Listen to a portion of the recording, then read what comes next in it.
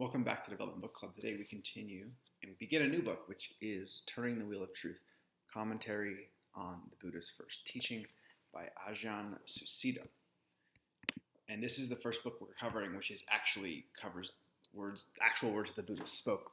We'll talk more about that in a minute, not just someone else's thoughts about it, although there will be a lot of that as well. So Ajahn Sucitto, Ajahn is the Thai word for teacher or professor. In the introduction, gives sort of a breakdown, a little bit of a historical background. The original title of the Buddha's first teaching is called The Discourse that Sets Turning the Wheel of Truth, and it was the Buddha's first full discourse after his enlightenment.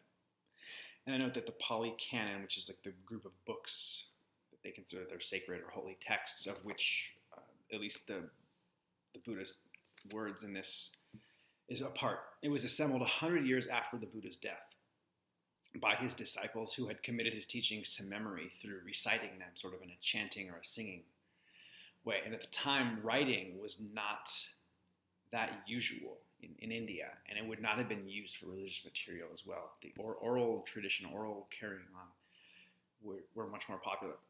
Anyways, so the Turning of the Wheel Sutta, which is the Sutta, S-U-T-T-A, is a Pali word that you might know from Sanskrit as a sutra.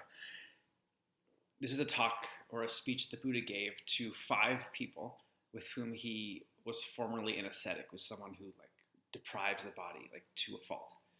He returns to them after his enlightenment to share his experience. He addresses them as bhikkhus, B-I-K-K-H-U-S, and that term means or meant at the time alms-mendicants, which is those who lived on the free will offerings of others.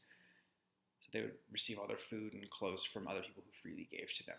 The term is now translated, if you look it up on Google or something, as monk, or even like a Theravada Buddhist monk. And the Christian term here can be misleading monk. We think of people like priests, Christian priests in a monastery. So these monks or these bhikkhus were not bound to a monastery, but rather they wandered around and lived on whatever turned up or was given freely to them. The actual text of the Buddha's speech or discourse is 2 pages, and the book is 221 pages. The sutta itself begins, the Buddha says, there are 2 extremes, bhikkhus, that are not to be followed by one who has gone forth. Gone forth is in capital GF. Which 2, or what 2? Getting bound to and following sense pleasure, which is cheap, coarse, worldly, unworthy, and does not take you anywhere useful. Then there's getting bound to self-mortification. This is like the ascetic life, which is painful, unworthy, and doesn't take you anywhere useful. Not going along with either of these extremes, a Tathagata has awakened to the middle way. It conduces to seeing, insight, peace, deep knowledge, gnosis, and nibbana, unquote. So nibbana being the Pali version of the word nirvana in Sanskrit.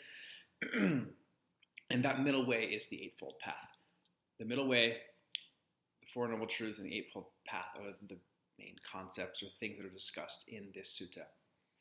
And it's interesting that the actual sutta begins, I don't know, for those of you who have read Plato, the first actual word says, quote, "This is how I've heard it.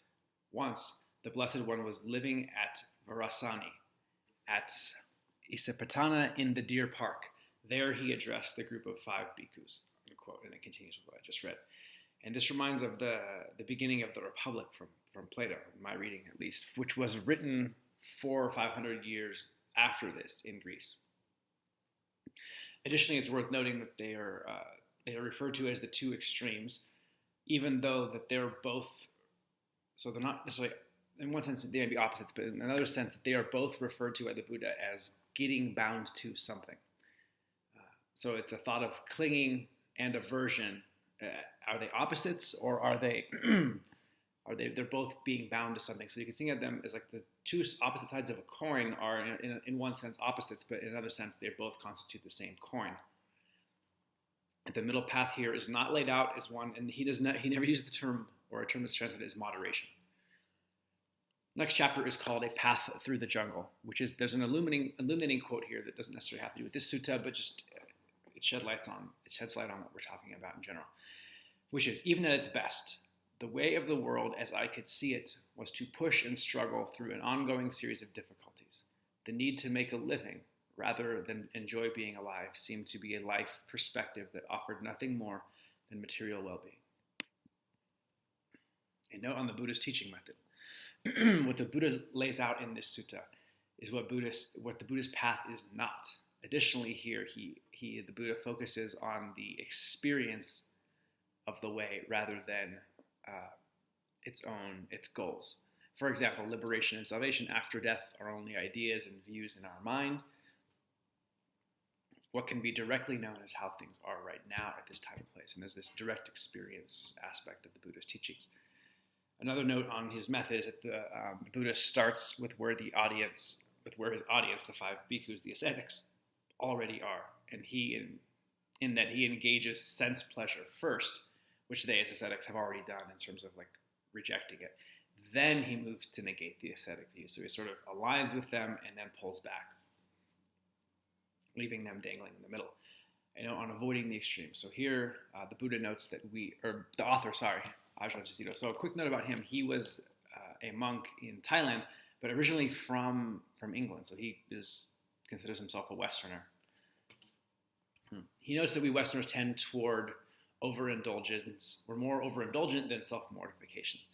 However, on the other hand, abstinence without wise reflection and insight does not solve the syndrome of need that make us indulge in the first place. So after a period of abstinence, we either feel wretched or we feel that there's no problem and we decide that we have just a little drink, or we stumble through our jungle of craving, either suppressing a habit or replacing it with another to cope with our addictive tendencies. And it takes encouragement and skill to look into the very nature of need and craving themselves, to see how we will fill our hunger with something to eat, drink, read, or even just talk about.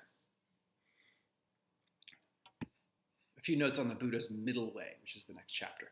The Buddha awakened to and discovered the way. He opened to it rather than created it through getting things or rejecting them. So it's an opening, not a creation.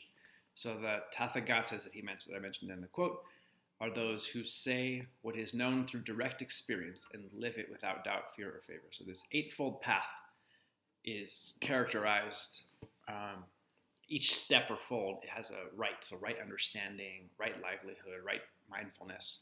And that term right is in Pali Samma, S-A-M-M-A, which can also mean perfect, consummate, whole, or complete. Right view, for example, urges us to see things in terms of cause and effect. And the point about right way, the author says, the point about right way is to start learning very directly and thoroughly about cause and effect on an experiential rather than an abstract or theoretical foundation, unquote. And that the noble truths are not perfectionist. The 8 factors of the Eightfold Path are grouped into wisdom, virtue, and meditation. And there's an interesting interplay between those 3 facets: wisdom, virtue, and meditation. So unguided by wisdom, virtue or moral commandments lead to fundamentalism with the intolerance, repression, and blinkered conceit that it brings about. Another take on virtue is that there's a subtler attachment to virtue, is the belief that if you just keep performing good acts and live your life the right way in terms of morals, such as ritual offerings to the gods, then this in itself will get you somewhere without any further work on your own mind. And this, I think, is a tendency that certain aspects of Christianity have in our culture, but is explicitly spoken to and about in the Buddhist text here. So in contrast to this, there are others more common in the West who think that they can become enlightened just through sitting in meditation, and they don't have to worry about morality or their conventions and how they live their life aside from off the mat. And speaking of meditation, the Buddha himself always related meditation not to like ecstatic trances or complex abstractions, but rather to good sense and steady application of effort. So it's not like a spiritual hedonism, for example. Wisdom can be taken to an extreme as well. It can be intellectually developed to the point where it loses contact with reality. So again, these all need to be balanced out by each other. And I will end with one quote, page 30, from a different discourse. And he says, "I do not say that one attains purification by view, tradition, knowledge, virtue, or ritual, nor is it attained without these things. It is only by taking these factors as the means and not grasping them as ends in themselves that one so attains and consequently does not crave for rebecoming. We'll continue next time with the first noble truth. Thanks for watching.